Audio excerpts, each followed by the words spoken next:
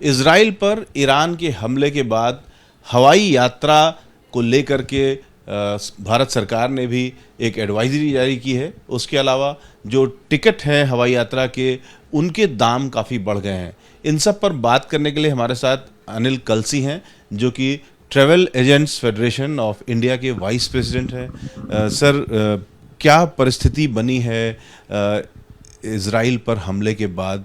जो आम लोग हैं, आम यात्री हैं, क्या उनमें पैनिक आप लोगों को भी देखने को मिल रहा है? तो बेसिकली पहले तो गवर्नमेंट ने ही कहा था कि आप इन जगह से दूर रहिए, क्योंकि ये एक्सपेक्टेशन थी कि जो स्थिति है वो ज़्यादा ख़राब होगी। अब ये है कि डायरेक्ट फ़्लाइटें कैंसिल हो चुकी हैं। एयर इंडिया डायरेक्ट फ्लाई करती थी टेल अवीव, काफ़ी फ़्लाइटें फुल जाती थी क्योंकि काफ़ी भारतीय हैं इस क्षेत्र में। तो टेल अवीव की फ़्लाइटें कैंसिल हो गई। महान एयर फ्लाई करती थी दिल्ली से तेहरान के लिए, वो भी फ़्लाइट कैंसिल हो गई। और एकदम एस्केलेशन होने से क्या हुआ है कि सब निकलने की कोशिश कर रहे हैं। जो हमारे एम्बेसी के स्टाफ भी हैं, जो स्टूडेंट्स हैं, या जो बिज़नेस हैं, या जो स्पेशलिस्ट हैं, क्योंकि इंडिया की इंटरेस्ट इज़राइल में भी है और इंडिया के इंटरेस्ट ईरान में भी है, और दोनों जगह हमारे स्पेशलिस्ट काम कर रहे हैं। और इस स्थिति में जब वॉर जोन में होना is not a very good idea. तो एक्सपेक्टेशन यही होती है कि आप अपने घर लौटें और सिक्योर इन्वायरमेंट में रहें जब तक कि चीज़ें नॉर्मलाइज ना हो। अब उससे क्या हुआ है कि जो वाया फ़्लाइट्स कुछ थोड़ी बहुत बची हैं ऑप्शंस, उनके अवेलेबिलिटी बहुत कम है। फेयर्स बहुत हाई हो गए हैं क्योंकि डिमांड एंड सप्लाई की सिचुएशन है। अगर जहाँ कोई सीट मिलती भी है आपको एक आध 2 दिन में, 3 दिन में, सपोज़ आपको कल की सीट चाहिए, आप आए दुबई आ रहे हैं, तो आपको एक तेहरान, दुबई, दिल्ली की अगर सीट मिलती है तो वो 1.5 लाख रुपए की है, 1.25 लाख रुपए की है। बिज़नेस क्लास 2-2.25 लाख रुपए की है, जो कि काफ़ी डिफ़िकल्ट है किसी भी नॉर्मल आदमी को इतना पैसा खर्च करना। तो I am sure Indian government हमेशा अपने लोगों के साथ खड़ी रहती है और ये रिपैट्रिएशन की स्पेशल फ़्लाइट्स की बातचीत चलती है। बट इसमें क्या है कि ऐसा सिचुएशन है कि कोई क्लियर कट डिमार्केशन नहीं है। जब तक हमें दोनों कंट्री से एक विंडो ना मिले कि आप अपना प्लेन ला के और अपने लोग निकाल सकें, तब तक क्लैरिटी नहीं होगी। तो आइडियली तो यही है कि जो इंडियंस हैं उनको इन टच रहना चाहिए एम्बेसी में, अपने कॉन्टैक्ट देख के, ताकि अगर कोई सिचुएशन है कि फ़्लाइट्स आ रही हैं तो they are able to make the most of it and fly back.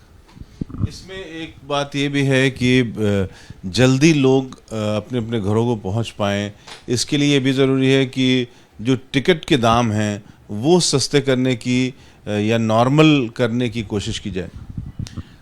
जो कमर्शियल एयरलाइंस हैं उनकी प्राइसिंग डायनामिक है। जितना प्लेन भरता जाता है उतनी उतनी फेयर बढ़ता जाता है। तो उसमें तो डिमांड एंड सप्लाई सिचुएशन है।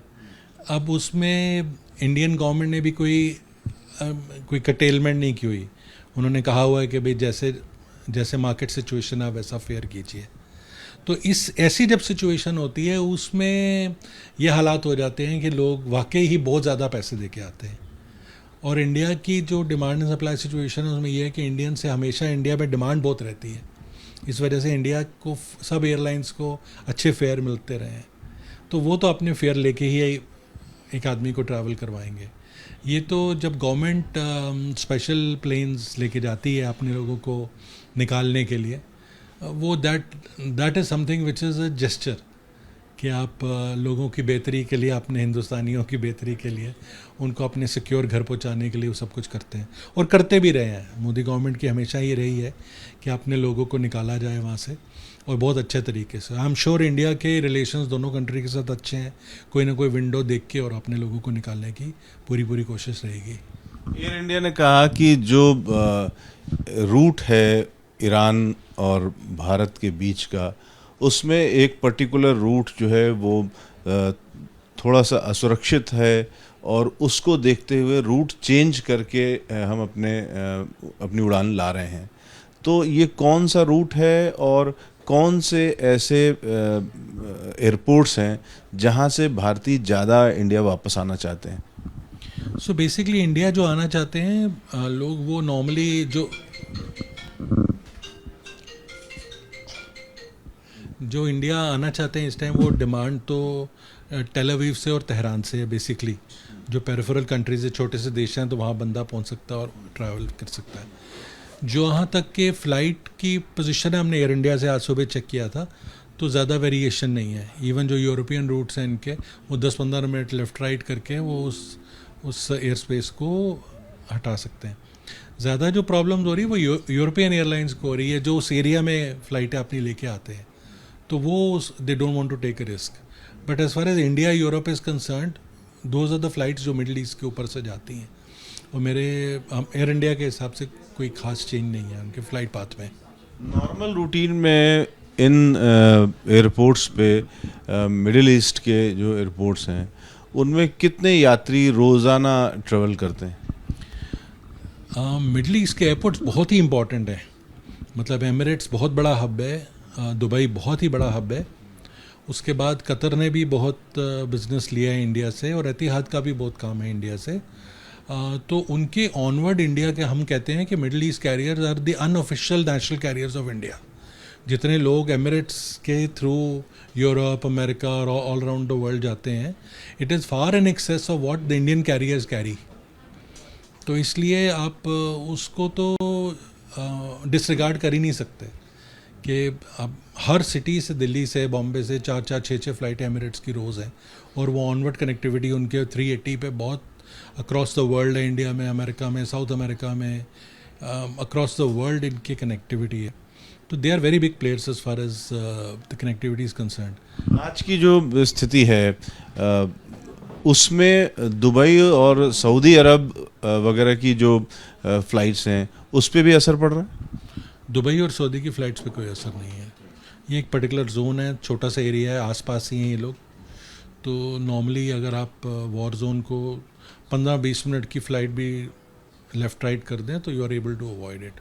एयर स्पेस के लिहाज से अगर बात करें या फ्लाइट्स के लिहाज से बात करें, तो जो वॉर जोन का इलाका है जो प्रभावित है हवाई यात्रियों के लिए, वो कौन कौन सा है, उसको डिमार्केशन कर। बेसिकली ये 2 कंट्रीज़ ही समझ लीजिए आप, ईरान और इजराइल जो जिस फियर में है, that area has to be avoided in totality. इसके अंतर्गत भारत से लेकर के वहाँ तक कौन कौन से एयरपोर्ट आएंगे?